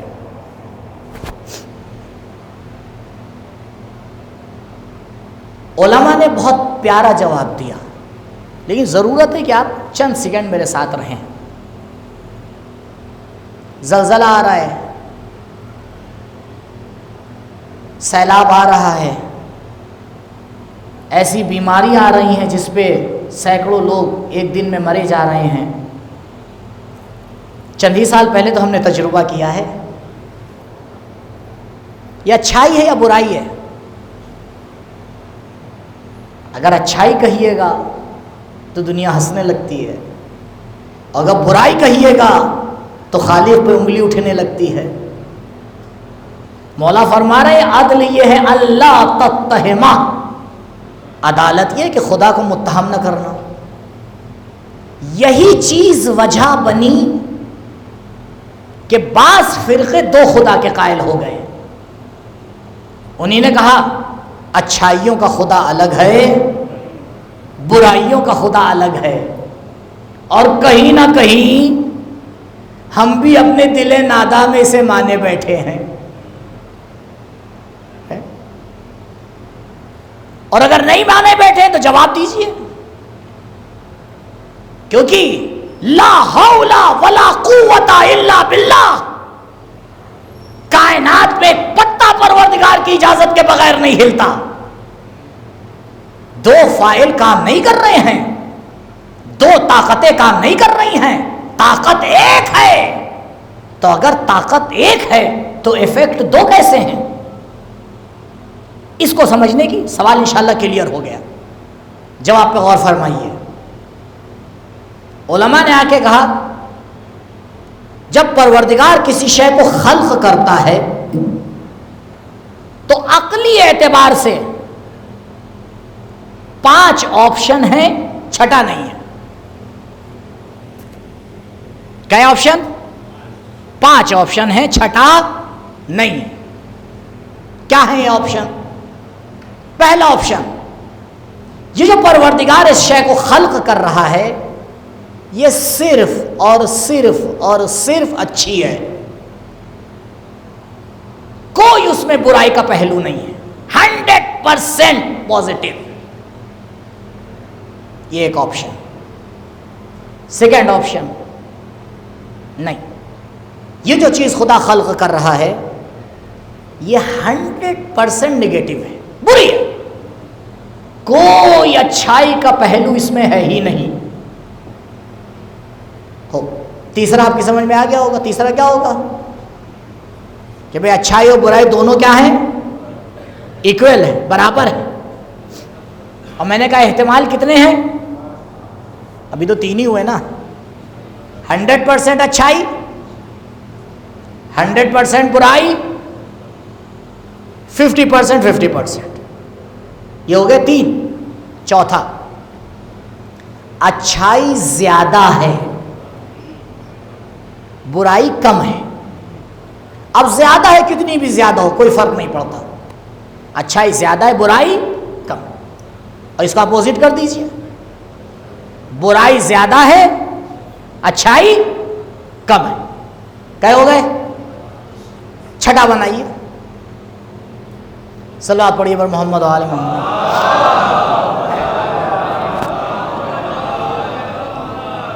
یہ صلوات طاقت کے لیے تھی.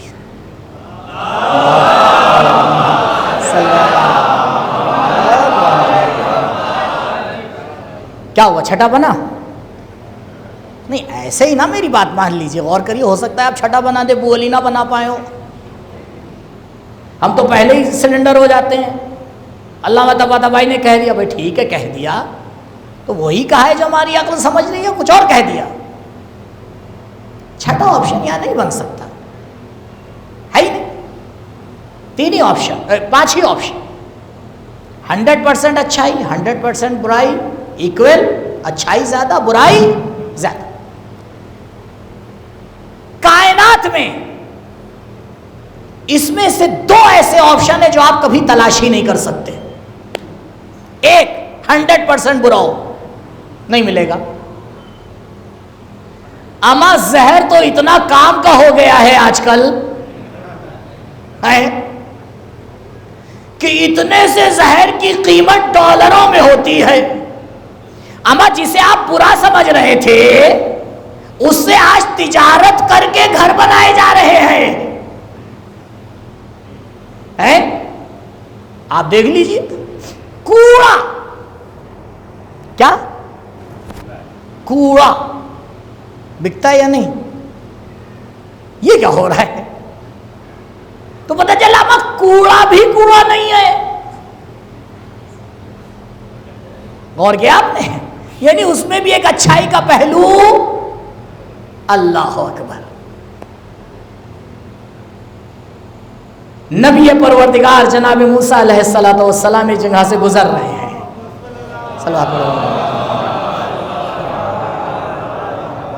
ایک کتا مرا ہوا پڑا ہے. آواز قدرت آئی، موسیٰ کیا دیکھ رہے ہو؟ کہ پروردگار کئی دن کا مرا ہوا ایک جانور ہے، پڑا ہوا ہے، کہ تمہاری نظر اس کے بارے میں کیا ہے؟ عام انسان نہیں ہے، اللہ کا نبی ہے۔ غور کیا، پروردگار اس کے دانت تو نے کتنے خوبصورت بنائے ہیں،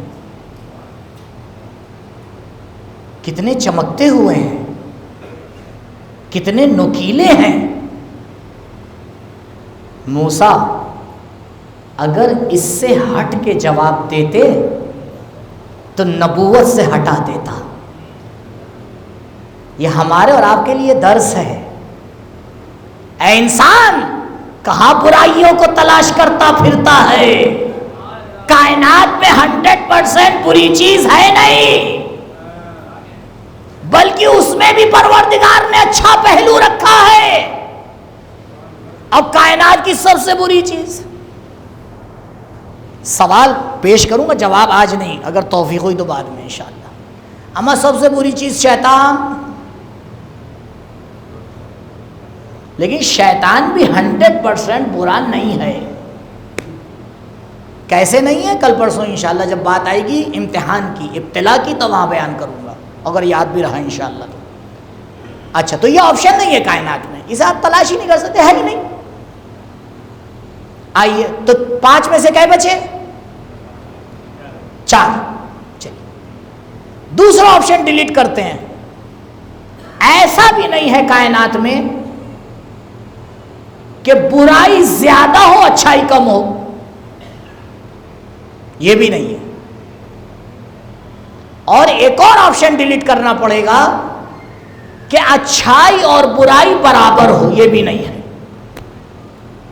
یہ تینوں نہیں ہے کائنات میں۔ بچے کئے آپشن؟ 2۔ ہمارا اور آپ کا اعتراض صرف ایک آپشن کے اوپر ہے۔ بھائی جو چیز 100% اچھی ہے وہاں تو کوئی اعتراض ہی نہیں ہے، ٹھیک ہے، اچھی بات ہے، عدالت کے تحت خدا نے خلق کر دی۔ اب اعتراض بچتا ہے صرف ایک آپشن پہ کہ خداوند متعال نے ایسی چیز کیوں خلق کی کہ جس میں تھوڑی سی برائی ہے۔ یہاں آپ کو میرا ساتھ دینا پڑے گا تھوڑی دیر کے لیے، سوال کو سمجھ رہے ہیں؟ یہ آپشن کیوں رکھا خدا نے؟ بھائی خدا ایک ہی آپشن رکھتا، فقط ایسی چیز خلق کرتا جو 100% کیا ہو؟ اچھی ہو۔ لیکن ہم کائنات میں دیکھ رہے ہیں، مثال شیطان، مثال دوسری چیزیں جسے پروردگار نے خلق کیا، جس میں اچھائی بھی ہے برائی بھی ہے، ولو اچھائی زیادہ ہے لیکن بہرحال برائی ہے یا نہیں ہے۔ اس در سے وابستہ ہو کے ہمارے علماء نے جواب دیا کہ غور کرو، یہاں 2 آپشن ہیں۔ یہ چیز جس میں برائی کم اچھائی زیادہ ہے، خدا اسے خلق کرے یا نہ کرے؟ وہ چیز جس میں اچھائی زیادہ اور برائی کم ہے، خدا اسے خلق کرے یا نہ کرے؟ اگر خلق نہیں کرتا تو یہ بڑی برائی ہے، اور اگر خلق کر دیتا ہے تو یہ اچھائی ہے، کیونکہ خلقت ہر حال میں نعمت ہے۔ لہذا پروردگار نے خلق کیا کیونکہ اس چھوٹی سی برائی کے سائے میں زیادہ اچھائیوں کو خلق کرنا تھا۔ مثال دوں آپ کو، آپریشن اچھی چیز ہے یا بری چیز ہے؟ جسم کٹتا ہے یا نہیں؟ ٹانکے لگتے ہیں یا نہیں؟ بے ہوش ہوتے ہیں یا نہیں؟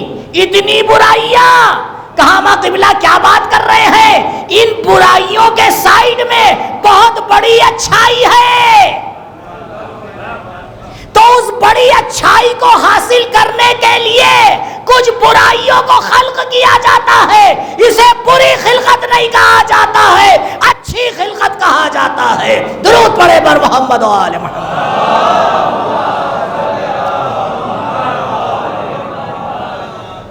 اسے بری خلقت نہیں کہا جاتا، کیوں؟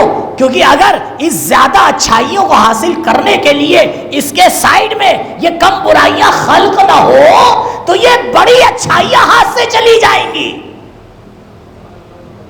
پروردگار کا کام عادلانہ ہے، لہذا اس نے اپنی خلقت میں یا 100% اچھی چیز خلق کی ہے یا ایسی شے خلق کی ہے جس کی اچھائی زیادہ ہے. لیکن انسان عجیب ہے، ان زیادہ اچھائیوں کو چھوڑ کر جو چھوٹی سی برائیاں ہیں اس کے طرف چلا جاتا ہے. پروردگار بار بار آواز دے رہا ہے، میری عدالت کا تقاضا کیا ہے، اس پہ غور کرو. تو دوسرا پرنسپل عدالت پروردگار. ہمیں اس بات کے اوپر ایمان لانا ہے کہ پروردگار ربنا ما خلقتا باطلا، اے میرے پروردگار تو نے ہمیں احسن تقویم میں خلق کیا ہے. بس میں نتیجہ لے رہا ہوں.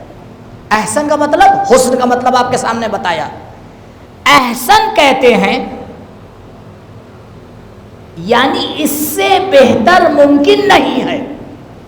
میں نے ایک دن عالم اور عالم کا معنی کیا تھا، آپ کے سامنے یاد ہوگا. اہم اور مہم کا معنی کیا تھا. اب اسی طرح سے احسن اور حسن کا معنی بھی سمجھیے. حسن کہتے ہیں خوبصورت، لیکن احسن کہتے ہیں سب سے خوبصورت. ہر انسان اپنی جگہ پہ سب سے خوبصورت ہے. بدصورتی کب ہوتی ہے؟ جب ہم کمپیئر کرتے ہیں. پروردگار کہتا ہے ایک دوسرے سے کمپیئر نہ کرو، کیونکہ میں نے ہر انسان کو مستقل خلق کیا ہے. میں نے ہر انسان کو مستقل خلق کیا ہے. تم آپس میں ملانے لگتے ہو، بھیا جب ملاؤ گے تو گڑبڑ ہوگی. اب آپ سمجھے گڑبڑ کہاں سے شروع ہوتی ہے؟ اس لیے شروع ہوتی ہے 1,00,000 روپے کم ہے یا زیادہ؟ کچھ سمجھدار انسانوں نے جواب دیا ٹھیک ہے.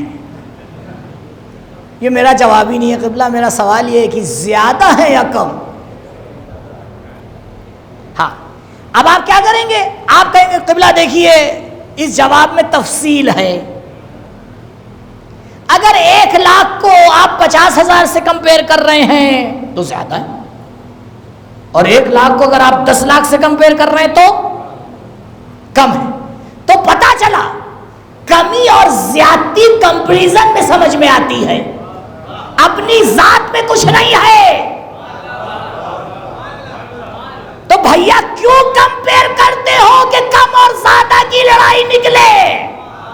کائنات میں نہ کوئی پیسے والا ہے نہ کوئی فقیر ہے، ہر کوئی اپنی جگہ پہ غلام امیر ہے. درود پڑھے بر محمد و آل محمد.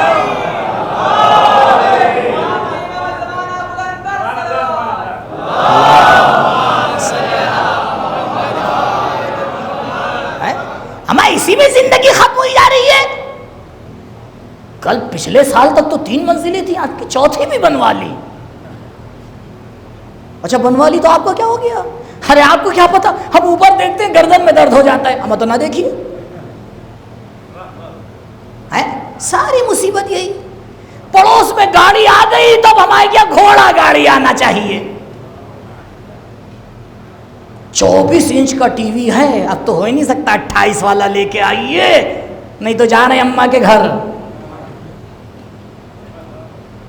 بھائی پروردگار نے ہر انسان کو عالی خلق کیا ہے، پروردگار نے ہر انسان کو صاحب احترام خلق کیا ہے، پروردگار نے ہر انسان کو اپنی جگہ پہ کامل خلق کیا ہے.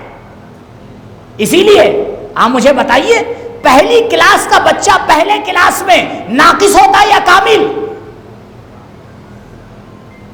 پہلی کلاس کا بچہ پہلے کلاس میں کامل ہے، دوسری کلاس کا بچہ دوسرے کلاس میں کامل ہے، تیسرے کلاس کا بچہ تیسرے کلاس میں کامل ہے. لیکن جب آپ تیسرے کو دوسرے سے ملاتے ہیں تو کہتے ہیں یہ بڑھ گیا، تیسرے کو چوتھے سے ملاتے ہیں تو کہتے ہیں گھٹ گیا. اما پروردگار نہ ملاتا ہے نہ بڑھاتا ہے نہ گھٹاتا ہے، یہ ہم اور آپ ہیں جو یہ سب کرتے رہتے ہیں. یہ ہمارے طوفان ہیں. اس نے تو کن فیکون میں کائنات کو خلق کیا ہے. اور اگر انسان اس قانون پہ مطمئن ہو جائے، خدا کی قسم ذہنی بیماریاں ختم ہو جائیں گی. ذہنی بیماریوں کی وجہ یہی ہے. ہمارے اذہان مبارکہ اپنی ذات کو چھوڑ کر کائنات کے ہر انسان کی ذات کے بارے میں پروپیگنڈا کرتے رہتے ہیں. کیوں بھائی؟ کسی عارف سے کہا گیا قبلہ آپ تبلیغ نہیں کرتے، لوگوں سے کچھ کہتے وہتے نہیں. پتہ اس نے کیا جواب دیا؟ اس نے کہا بھائی میں بھی اپنے آپ کو نہیں سنوار پایا ہوں، دوسروں میں کیا مشغول ہوں. اگر انسان اس عدالت کو سمجھ جائے، پروردگار کا شکر کرے، کربلا والوں سے سیکھے. ہر قدم پہ مولا شکر کر رہے ہیں. کیوں؟ اس لیے کہ دیکھ رہے ہیں یہ مرضی پروردگار کے سائے میں ہو رہا ہے. کاروان حسینی مدینے سے نکلا اور نکلنے کے بعد کچھ دور پہ آ کے قیام پذیر ہوا. جیسا آپ جانتے ہیں یہ مقتل کا حصہ جو آپ کے سامنے پڑھ رہا ہوں میری نظر میں ایک معتبر عالم دین ہے، انہی نے بیان کیا ہے، ان کی زبانی بیان کر رہا ہوں.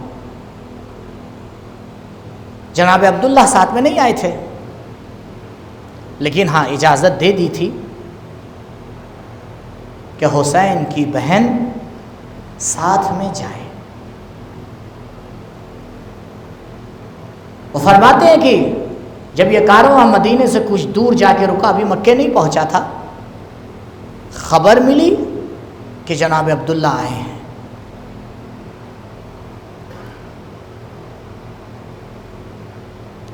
اجازت لی گئی امام حسین علیہ السلام سے، آئے ملنے کے لیے. باتیں ہوئیں، گفتگو ہوئی، خبر جناب زینب تک پہنچی. آپ بتائیں کیا بی بی کے ذہن میں نہیں آیا ہوگا عبداللہ کیوں آئے ہو؟ ہزاروں خیال آئے ہوں گے. جناب عبداللہ کو کس سے ملنا ہے؟ اپنی زوجہ سے. احترام شریعت دیکھیے، ڈائریکٹ نہیں کہ بی بی سے ملنے. پہلے آئے امام حسین کے پاس، مولا آپ کی بہن سے کچھ گفتگو کرنا ہے، اجازت ہے؟ اللہ اکبر، احترام امام کتنا ہے. عبداللہ تم تو زینب کے شوہر ہو، جاؤ جو بات کرنا ہے کرو. گئے اور جیسے ہی خیمے میں داخل ہوئے، سلام کے بعد بی بی نے ایک جملہ کہا کہ عبداللہ اگر ارادہ بدل گیا ہے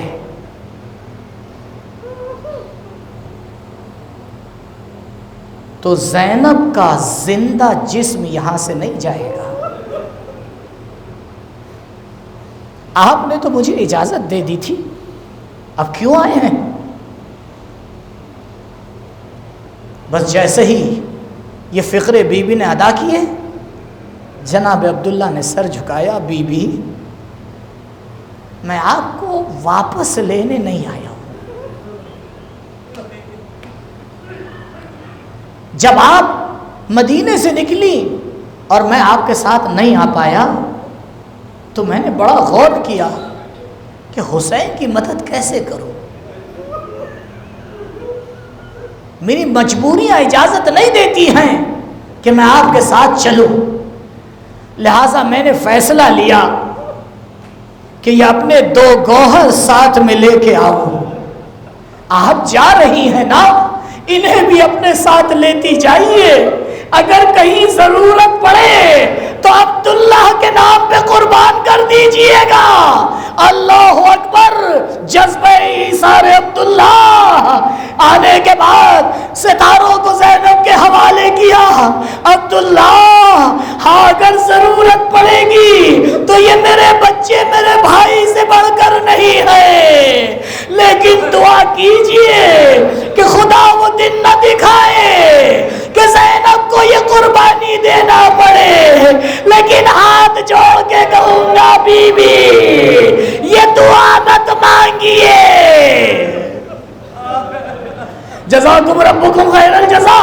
ہاں زادارو، ایک وقت ایسا آیا کہ بی بی نے شہزادوں کو بلایا، آواز دی، اے زینب کے دلارو جاؤ اس رن میں جا کے انہیں بتا دو کہ تم کس کی نسل سے ہو.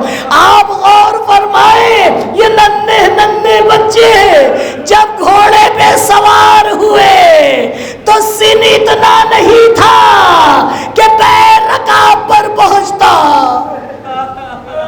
جزاکم ربکم خیر الجزا. جا کے وہ مارکا سجایا کہ دشمن میں کوہرام مچ گیا. 3 دن کے بھوکے پیاسے، ارے کتنا جنگ کرتے. ایک وقت آیا ایک بھائی پہ زخم لگا، زین سے زمین پر آیا. دوسرے کے زخم لگا، زین سے زمین پر آیا. حسین کو آواز دی، لیکن جب تک حسین پہنچتے یہ دونوں عبداللہ کی امانتیں شہادت ہو کے اس دنیا سے رخصت. لیکن آپ جانتے ہیں کبھی بھی زینب نے آنو محمد پہ گریا نہیں کیا. بار بار سر لایا گیا لیکن سب سے آخر میں قبول کیا. ارے زینب ابھی حسین کو رو رہی ہے لیکن تاریخ نے ایک منظر دکھایا. جزاکم ربکم خیر الجزا. بس عزادارو یہ مدینے کا آخری منظر ہے. جب چند روز گزر گئے جناب عبداللہ آئے. بی بی کیا گھر نہیں چلیں گی؟ اللہ اکبر. زینب تیار ہوئی، جناب عبداللہ کے ساتھ اپنے گھر کی طرف روانہ ہوئی. لیکن آپ تصور کیجئے زینب کو یاد آیا ہوگا، ارے جب مدینہ چھوڑا تھا آج مدینے میں واپس آئی ہے، گھر میں قدم رکھا. علماء فرماتے ہیں جب گھر میں داخل ہوئی ننھے ننھے حجروں کو دیکھا، ننھے ننھے مسلوں کو دیکھا. ماں کی ممتا تڑپی آواز دی، اے آنو محمد. ارے زینب نے تم پر گریا نہ کیا، بھائی کا غم زینب کے لیے.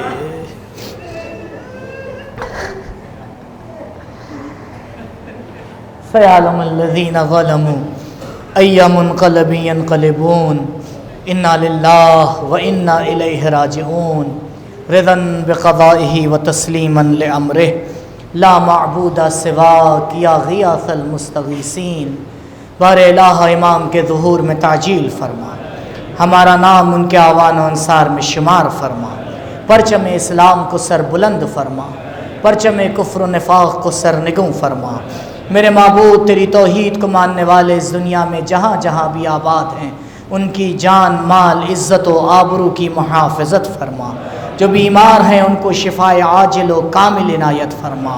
جو مقروض ہیں غیب سے ان کا قرض عطا فرما. جو بے روزگار ہیں ان کے لیے بہترین روزگار کا انتظام فرما. جو بے اولاد ہیں ان کی گودیوں کو اولاد کی نعمت سے بھر دے. جو صاحب اولاد ہیں انہیں توفیق دے اپنی اولاد کی نیک تربیت کر سکیں. پروردگار علماء اعلام کا سایہ ہمارے سروں پہ باقی رکھ. مملکت اسلامیہ کا تحفظ فرما. میرے پروردگار ہمارے مرحومین پر اپنی رحمت خاصہ کا نزول فرما. بار الہ ہمارے گناہوں کی بخشش فرما. پروردگار ہمیں خالصانہ طریقے سے بہترین انداز میں عزاداری سید الشہداء منانے کی توفیق عنایت فرما.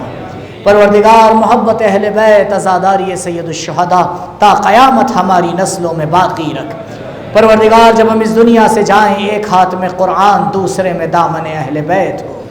بار الہ ہماری پہلی اور آخری دعا تیری بارگاہ میں یہی ہے، امام کے ظہور میں تعجیل فرما، ہمارا نام ان کے اعوان و انصار میں شمار فرما۔